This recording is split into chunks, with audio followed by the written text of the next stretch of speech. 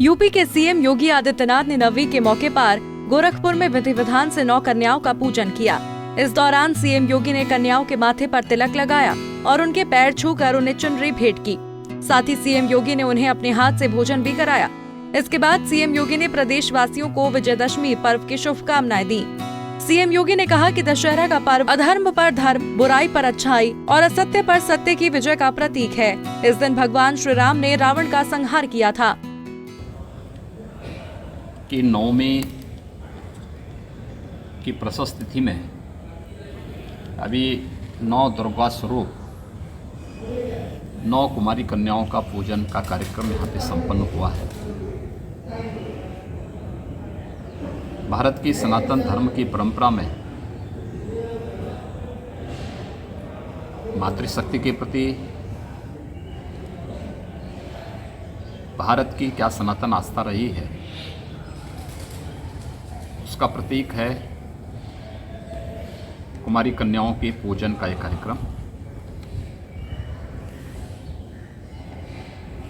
इस पूजन के तत्काल बाद विजयादशमी की शुभ तिथि प्रशस्त हो रही है और इस अवसर पर हम लोग अब विजयादशमी के कार्यक्रम में प्रवेश कर रहे हैं। मैं सबसे पहले पूरे प्रदेशवासियों को शारदीय नवरात्रि की हृदय से बधाई देता हूँ। हमारी कन्याओं का पूजन का कार्यक्रम आज अभी संपन्न हुआ है।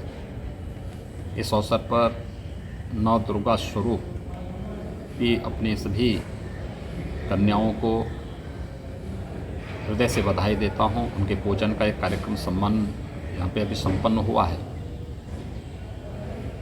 ये बेटियों के प्रति, कन्याओं के प्रति भारत के सनातन आस्था को प्रदर्शित करता है। इसके साथ ही हम लोग अब विजयादशमी के कार्यक्रम के साथ प्रवेश कर रहे हैं। मैं पूरे प्रदेशवासियों को विजयादशमी की भी हृदय से बधाई देता हूं, अपनी शुभकामनाएं देता हूं। सत्य, न्याय और धर्म की विजय का प्रतीक विजयादशमी हमेशा हमें सत्य के मार्ग पर चलने, न्याय के मार्ग का अनुसरण करने और धर्म के पथ पर चलने वाले की सदैव विजय होती है, इस बात की प्रेरणा देता है। कहते हैं आज के दिन ही मर्यादा पुरुषोत्तम भगवान श्री राम ने लंका पर विजय प्राप्त करके त्रेता युग में धर्म, सत्य और न्याय की स्थापना के लिए रामराज्य की स्थापना की थी। इसके साथ ही सीएम योगी ने लोगों से कोरोना वायरस से सुरक्षा के लिए जारी दिशा निर्देश का पालन करने की अपील की।